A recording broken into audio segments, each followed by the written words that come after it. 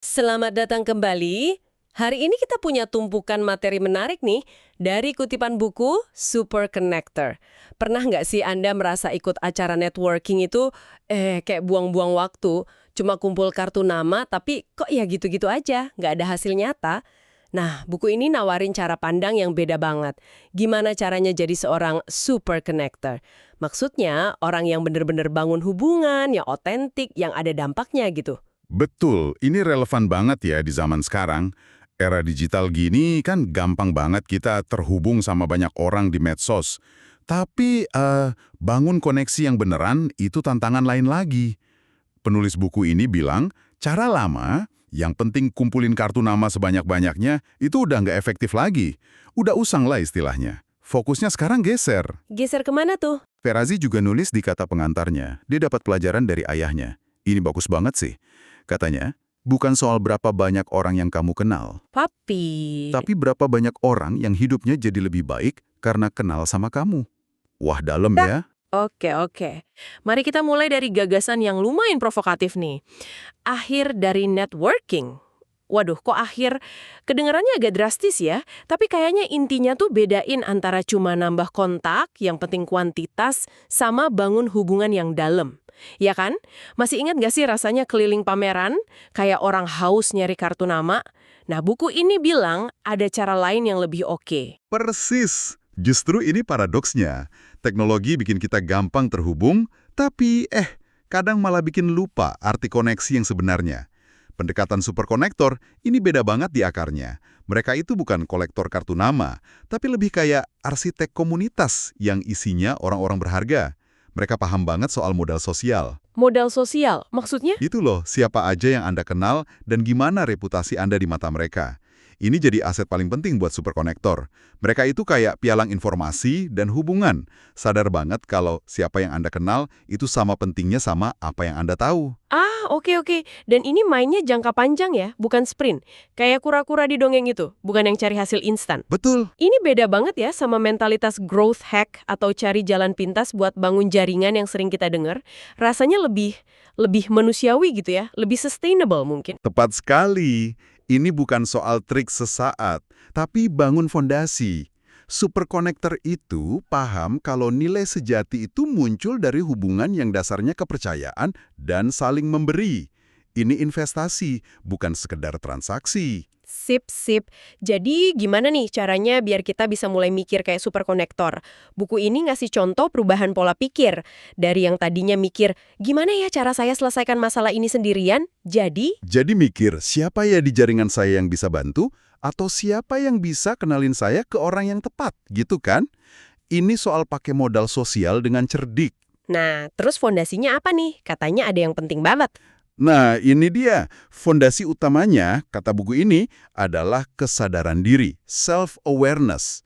Ini krusial banget. Ada cerita menarik tuh dari Scott, salah satu penulisnya. Gimana ceritanya? Soal seseorang yang ketemu eksekutif top Hollywood. Dia ngerasa tampil oke banget, percaya diri gitu. Padahal, perilakunya nggak peka situasi sama sekali. Malah jadi bikin ilfeel si eksekutif. Nutup pintu peluang gitu aja. Vanessa Van Edwards, seorang peneliti perilaku, juga bilang gitu. Superkonektor hebat itu bukan cuma yang pinter ngomong, tapi yang kenal banget sama dirinya sendiri. Tahu kapan mereka paling nyaman interaksi, gimana cara mereka nyambung paling otentik. Nah, itu dia. Pantesan buku ini nyaranin kita kayak bikin inventaris diri gitu ya. Coba deh tanya ke diri sendiri sejujur-jujurnya. Kita ini peka nggak sih soal ruang pribadi orang? Gampang ngejudge atau cenderung penasaran? Terbuka nggak sama ide baru? Ini penting loh, karena ada temuan dari Amy Cuddy di Harvard. Katanya, kesan hangat atau warmth itu seringkali lebih nentuin daripada sekedar nunjukin kita kompeten pas ketemu orang baru. Kita sering lupa ini nih. Sibuk pengen kelihatan pintar, padahal rasa nyaman dan percaya itu kunci awalnya. Betul nggak? Betul banget. Dan ini perlu latihan terus-menerus. Mengenali kekuatan, kelemahan kita. Misalnya kayak Scott yang belajar ngontrol impulsifnya. Atau Ryan yang sadar dia lebih nyaman ngobrol satu lawan satu daripada di keramaian. Ini bantu kita milih medan pertempuran yang pas. Kesadaran diri ini bikin kita bisa interaksi lebih efektif, lebih strategis juga. Oke, selain sadar diri, ada lagi nih atribut penting lainnya. Apa tuh? Kecerdasan emosional, EI, kemampuan buat ngebaca emosi diri sendiri dan orang lain, terus pakai info itu buat bertindak yang pas. Contohnya gimana tuh? Ingat cerita John Rulin yang sigap banget ngirimin iPhone baru ke Scott pas ponselnya rusak parah di antah-derantah. Padahal mereka baru ketemu sekali loh. Oh iya.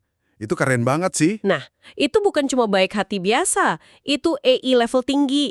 Dia dengar kepanikan Scott, paham banget betapa pentingnya ponsel itu buat kerjaan Scott, terus langsung gerak cepat.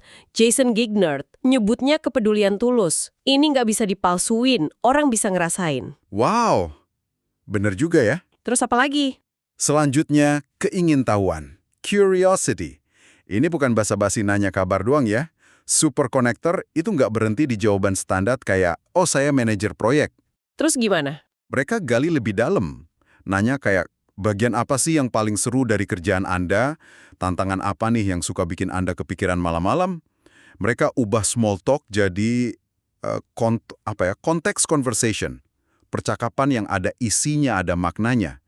Bahkan pas ketemu orang terkenal banget kayak Martha Stewart, ini pengalaman istrinya Scott. Tana, dia memperlakukan Martha Stewart yang sebagai manusia biasa aja, bukan ikon. Justru itu yang bikin obrolan jadi lebih otentik. Rasa ingin tahu yang tulus itu kayak kunci pembuka pintu hubungan. Yang ini menarik nih, selectivity.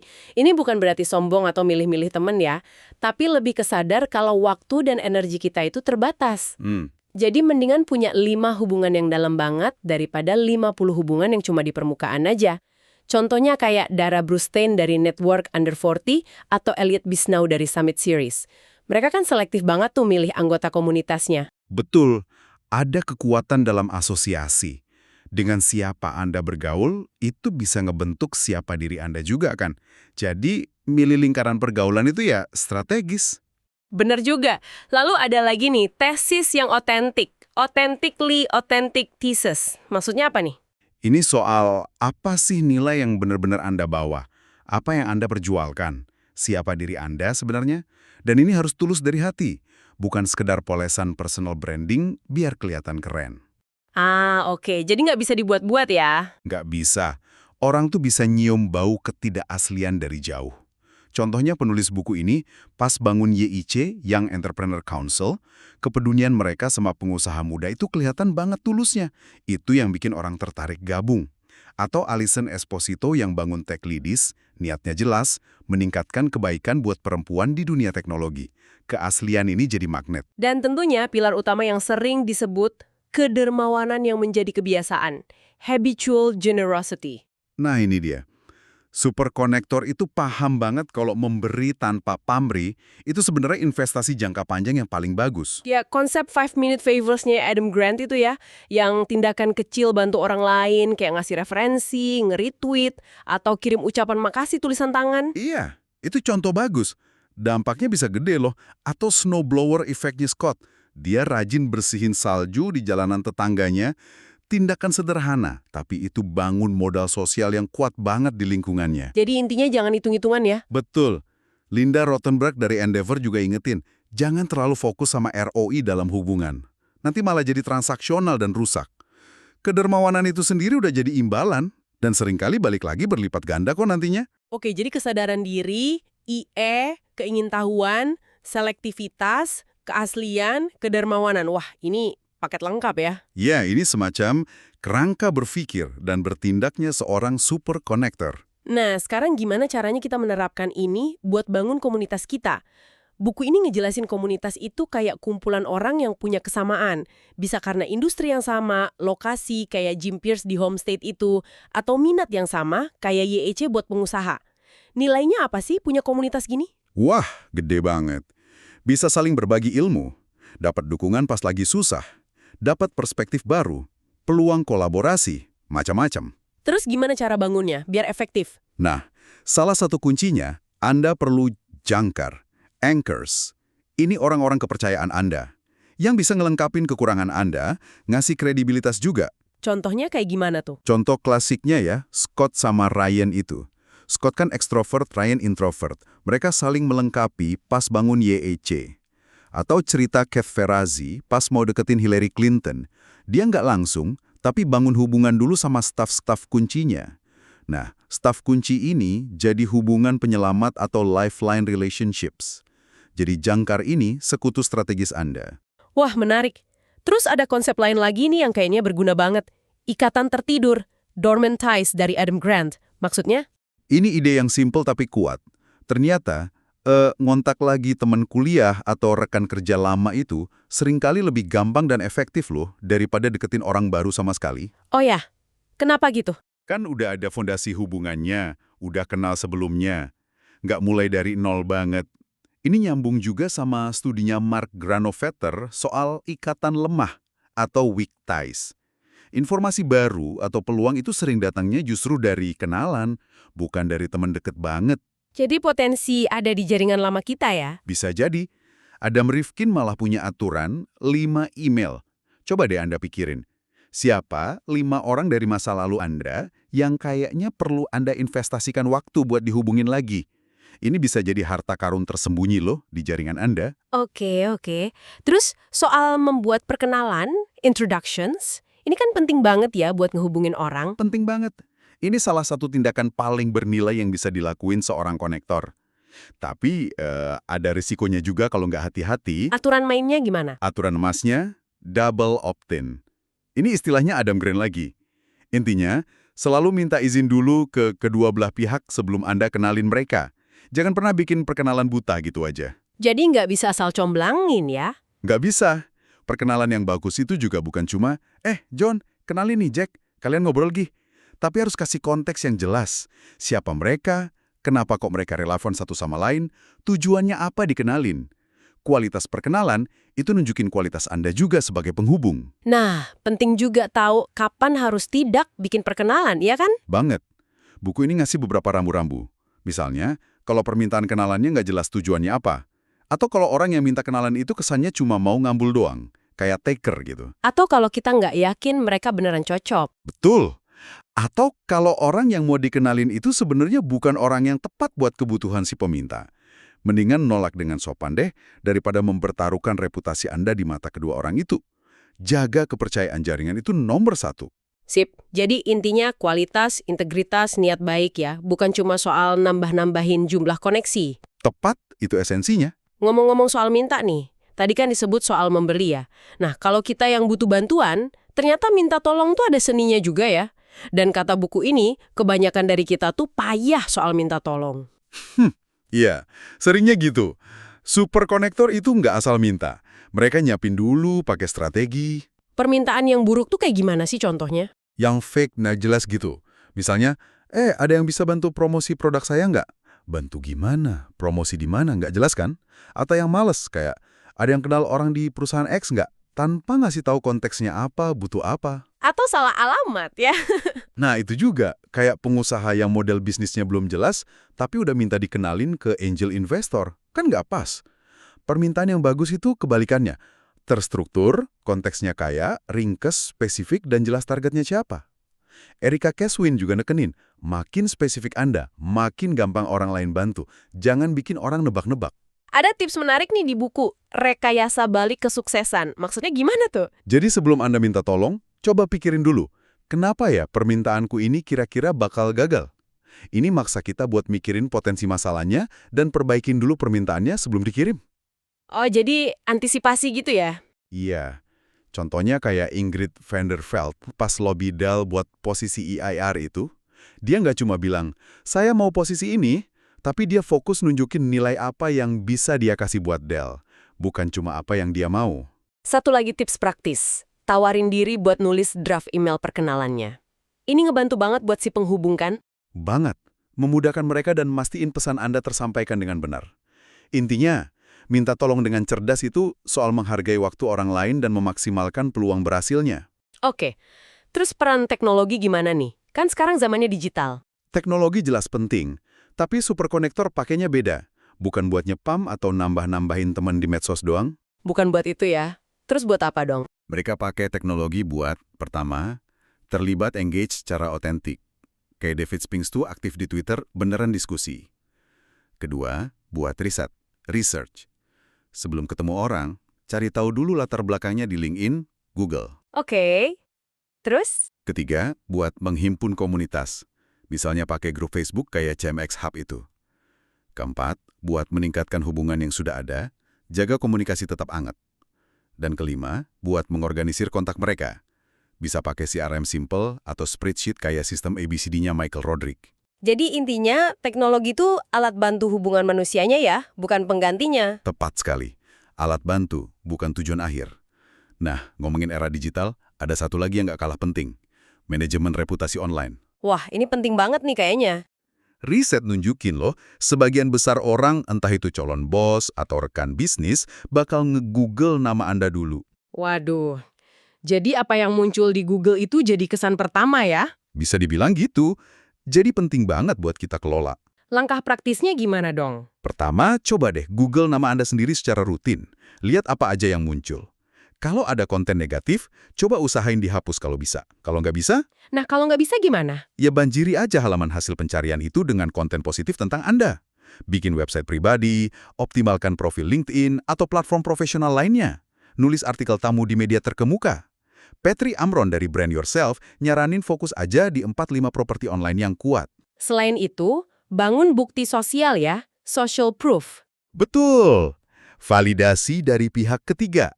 Bisa liputan media, penghargaan, testimoni klien. Kayak Jared Kleiner itu. Dia pakai statusnya sebagai pembicara TEDx pas deketin Keith Ferrazzi. Itu kan bukti sosial. Tapi, hati-hati ya. Jangan pernah coba-coba malsuin bukti sosial. Ketahuan nanti malah fatal. Harus otentik juga ya berarti? Selalu kembali ke otentisitas. Nah, terkait konten tadi, ada pilihan nih. Anda lebih cocok jadi pencipta konten original atau jadi kurator yang nyaring informasi terbaik buat jaringan Anda. Emang bedanya apa? Mana yang lebih bagus? Dua-duanya berharga kok. Gary Vaynerchuk nyaranin pilih medium yang paling pas sama skill Anda. Jago nulis, ya nulis. Jago ngomong, ya bikin podcast. Jago visual, ya bikin infografis. Tapi, yang lebih penting lagi, utamakan preferensi audiens Anda. Mereka biasanya nongkrong di mana? Suka konsumsi konten format apa? Jadi sesuaikan sama audiens ya? Iya, dan Adam Grant nambahin. Jadi kurator yang baik, itu nilainya tinggi banget loh di zaman banjir informasi gini. Anda bantu orang lain nemuin sinyal di tengah kebisingan. Itu kontribusi besar. Oke. Nah, pertanyaan terakhir nih yang mungkin banyak dipikirin orang. Gimana dengan profitnya? Duitnya gimana? Kan bangun jaringan gini butuh waktu, energi. Nah, buku ini keras banget ngingetinnya.